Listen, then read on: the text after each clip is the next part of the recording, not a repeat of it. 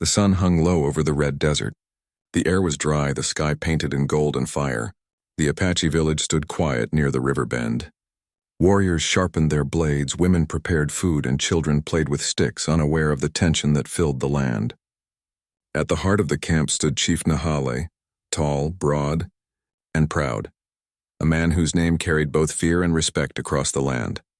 Nahale was known as a strong leader, unbeaten in battle, protector of his people. For years no one had dared to challenge him. He ruled not through cruelty but through strength and wisdom. Yet he believed that only the strongest deserved to lead. And he had 3 daughters, known throughout the land for their beauty, courage, and kind hearts. Their names were Suna, Isla, and Nomi. Many warriors had come to win their hands, but Nahale turned them all away. He wanted only the bravest and most honorable men to stand beside his daughters. One evening, as the firelight flickered across his weathered face, Nahale rose before the gathered tribe. His voice carried deep and proud through the cool desert wind. "Whoever defeats me in combat," he declared, "will earn the right to choose one of my daughters as his wife." Gasps moved through the crowd. The challenge was ancient, sacred. It was a test not just of strength but of heart and honor. For weeks, word spread across the plains. Apache, Comanche, Navajo, and even outsiders heard of the challenge. Many warriors came, fierce and eager. But one by one they were defeated. Nahale moved like a storm, powerful and disciplined. He spared every man who fell before him, but his pride only grew stronger. "No one can match the blood of the mountain," he said. "The spirit of my ancestors guides me." Days passed, and the line of challengers grew shorter. The chief's daughters watched in silence, their hearts heavy. Suna, the eldest, admired her father's pride but feared his loneliness. Isla II believed that love was stronger than victory. Nomi, the youngest, dreamed of peace between her people and the settlers beyond the river. None of them wished to be won like a prize, but none dared to speak against tradition. Then, one morning, a strange figure appeared at the edge of the village. He rode a dusty horse and carried no weapon in hand. His clothes were torn, his face covered in the journey's dust. The guards raised their spears, calling out in Apache. The man stopped, raised his hands slowly, and said in a calm voice, "I come not to harm. I come to answer the chief's call." The villagers stared. A white man had never set foot so deep in Apache land alone. Some laughed, others cursed under their breath. "He will die before sundown," one of the warriors said. But the chief stepped forward, eyes sharp as a hawk's. "You are far from your kind," Nahale said. "Why do you come here?" The stranger dismounted. He bowed slightly, not in fear, but in respect. "My name is William Carter," he said. "I heard of your challenge. I came to stand before you, not for pride, not for gold, but for honor." Laughter broke out among the younger warriors. "Honor?" one shouted. "A white man speaks of honor among Apaches?" But Nahale lifted his hand, silencing them. "You wish to fight me?" he asked, his tone calm but cold. William nodded. "Yes," he said, "if you allow it." The chief studied him for a long time. The stranger was lean, not built like a warrior, but there was something in his eyes, something steady, something that reminded Nahale of the fire in his youth. "You may rest until sunset," the chief said finally. "Then you will face me. If you lose, you will not leave this valley alive." William nodded again. "Then I will fight as a man should." Throughout the day, the village watched him with curiosity. He spoke little, sat quietly by his horse, and mended his gloves. The chief's daughters watched him too, wondering what kind of man he was. Suna whispered to her sister, "He is not like the others. He carries no anger." Ayla nodded softly. "There is peace in his eyes." Even Nomi, who had never seen a white man before, felt something different, not fear, but calmness. As the sun began to sink behind the hills, the drums began to beat. The tribe gathered in a circle, their faces lit by firelight. The chief stood tall, wearing the eagle feathers of his rank. William stepped forward, barehanded except for a simple rope wrapped around his wrist. He bowed again before the chief. "Thank you for the honor," he said quietly. Nahale gave a short nod, his eyes firm but not cruel. "Fight with spirit," he said. "Do not hold back." The circle of fire seemed to close around them. The air grew heavy with silence. Nahale moved first, quick and strong. William dodged, barely avoiding the blow. The crowd gasped. Again and again the chief attacked, each strike precise. William blocked, rolled, and stood again. He was not faster, nor stronger, but his movements were careful, balanced, like a man used to working hard rather than fighting for show. Minutes turned to long, tense moments. Sweat dripped down William's face. The chief's eyes narrowed. This man refused to give up. He fell twice, rose again, and stood firm every time. "You fight without hate," Nahal said between breaths. "Why?" William's voice came soft but clear. "Because hate blinds the heart. I came to prove that strength is not only in the hand and it is in the will." The chief paused for a moment. No one had ever spoken to him like that during a challenge. His mind, trained for years of battle, suddenly felt a strange respect. Then, without warning, he charged again. This time William did not dodge. He stepped aside, grabbed the chief's arm, and used the man's own strength to turn him to the ground. The crowd gasped as dust rose in the air. Haley rolled, pushed himself up, and stared in disbelief. No one had ever thrown him before. The fire cracked. The silence grew deeper. Nahal breathed heavily, his pride burning. He looked at William, who stood waiting, hands lowered, eyes calm. "Finish it," Nahali said. "You have your chance." William shook his head. "I came to fight, not to humiliate. I will not strike a man who already stands in greatness." The chief stood motionless. The crowd waited, not daring to move. Slowly, Nahali lowered his weapon. He looked at the white man before him and saw something he had not expected. Not arrogance, not greed, but dignity. The kind that came from pain and experience, not from birth or blood. He turned his gaze toward the sky, then to his daughters watching from the shadows. For the first time in many years, Chief Nahali felt a deep shift inside his heart. A quiet question that echoed louder than war drums. Was strength truly only found in victory, or was it found in mercy? The crowd began to murmur, unsure of what they had just witnessed. The chief raised his hand, commanding silence. "This fight is not over," he said, his deep voice trembling slightly. "But tonight the spirits have spoken. The land itself has seen a man of courage." He walked slowly to William and placed a hand on his shoulder. "You are welcome in this camp until the morning," he said. "Tomorrow I will give you my answer." William nodded, silent but grateful. As the people dispersed, the chief's daughters exchanged glances. Something powerful had changed, not just in their father, but in the air itself. The night felt heavy with meaning, and none of them knew that the next morning would bring a decision that would change their lives forever. The night after the fight was quiet. The moon shone bright over the desert hills, and the wind carried the smell of burning wood from the campfires. The Apache village had fallen silent after the incredible duel between Chief Nahali and the white stranger, William Carter. The people had expected to see another man fall before their chief, but instead they had seen something different, a fight where both men showed respect instead of hatred. No one could stop talking about it.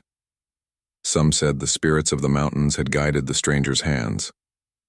Others believed that Nahali himself had allowed the fight to end the way it did, but only the chief knew what he felt. Confusion mixed with pride. For the first time in many years, his heart felt heavy. Inside his tent, Nahali sat near the fire.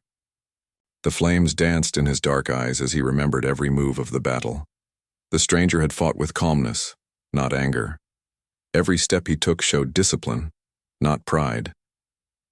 Nahali could not forget the moment when William had refused to strike him.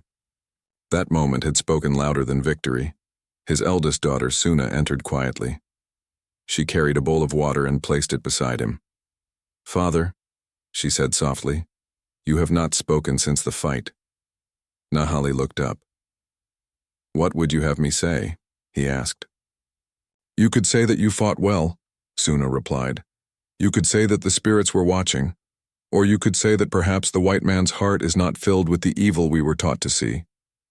Nahali stared at her for a long time. "You speak with courage," he said, "but you are young. The world is not kind. Our people have suffered because of their kind." Suna nodded. "I know, but not every man carries his father's sins. Sometimes the Creator sends one heart to heal another." Her words stayed in his mind long after she left. Outside, William sat beside his small campfire, away from the others. He was tired and sore, but his heart was peaceful. He didn't know if the chief would honor him or kill him in the morning, but he had no regrets. He had fought with honesty, and that was enough. Before dawn, someone approached his fire. It was Nomi, the youngest daughter. She carried a blanket and a small bowl of food. "You should eat," she said shyly. William smiled kindly. "Thank you," he said. "You speak good English." "My mother taught us some words," Nomi replied, before she passed. They sat in silence for a while, watching the fire burn low. Finally, Nomi spoke again. "No man ever stood against my father like you did. You did not fight to hurt him." William looked at her gently. "A man fights many battles in his life," he said, "but the hardest one is to keep his heart clean." Nomi lowered her gaze, touched by the words. "He will decide in the morning," she whispered. "I hope the spirits guide him well." When the first light touched the horizon, the drum sounded again. The whole tribe gathered before the chief's tent. Nahali stepped out, his expression calm but unreadable. William stood waiting in the open, hands at his sides. The chief looked at the crowd, then at the stranger who had changed his heart in one night. "You came into our land alone," Nahali began. "You faced me with honor and did not strike when you could have. You fought like a warrior, but showed the heart of a man who seeks peace." He paused, glancing toward his daughters. "I once said that whoever defeated me would take one of my daughters as his wife. But last night, I learned that defeat is not always a loss, and victory is not always a win. The Spirit spoke through your courage, William Carter." William stood silently, unsure of what the chief meant.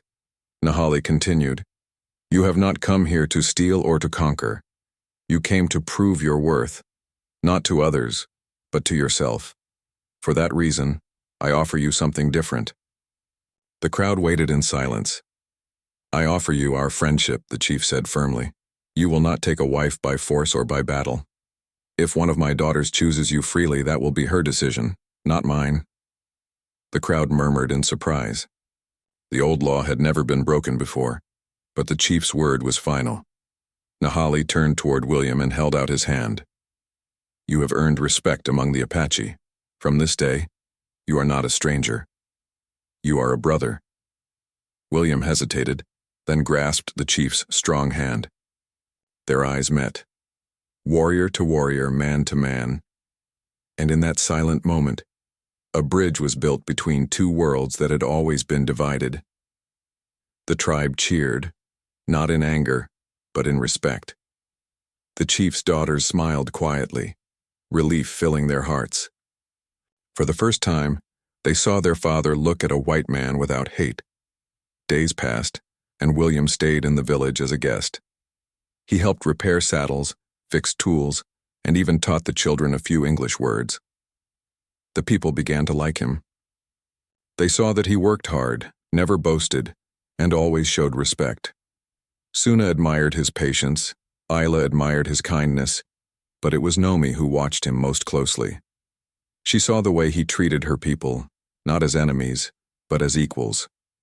She often found reasons to speak with him, to ask about the world beyond the river, the mountains, and the stars. He told her about his home, about peace, and about how he had lost his own family in a border raid years ago. She listened with quiet sympathy, her heart softening. One evening, as they watched the sunset together, Nomi said softly, "You fought my father, but you never fought me. Yet you have won my heart." William looked at her with surprise. "You must not say that lightly," he said gently. "Your father's law is sacred." She smiled faintly. "My father changed his law for you. Maybe the spirits had a reason." At that moment, the chief stepped out of his tent. He had heard their voices but said nothing for a while. Then he spoke, his tone calm and deep. "The world is changing," he said. "Old laws must sometimes bend if we wish to live without hate." He looked at Nomi and William. "If you both choose each other with respect, then the spirits will bless your path." Nomi's eyes filled with tears of joy. William bowed his head in gratitude. "I will honor her all my life," he said. That night, the village celebrated not with wild songs, but with peace. The fire burned high, the stars shone bright, and for the first time, The Apache danced alongside a man who was once their enemy. The chief watched from a distance, his heart quiet and full. His pride had not been taken away, and it had been transformed. He realized that a true warrior does not just fight to win battles, he fights to win understanding. The strength of a man lies not in how hard he strikes, but in how deeply he can forgive. Years later, travelers passing through the desert told stories of a white man who lived among the Apache and a chief who had once challenged the world. They spoke of peace between two hearts that the world once tried to keep apart. And when children asked the elders about the day it all began, they would smile and say, "It began the day a white man fought the Apache chief, not to take his daughter by force, but to teach the meaning of honor."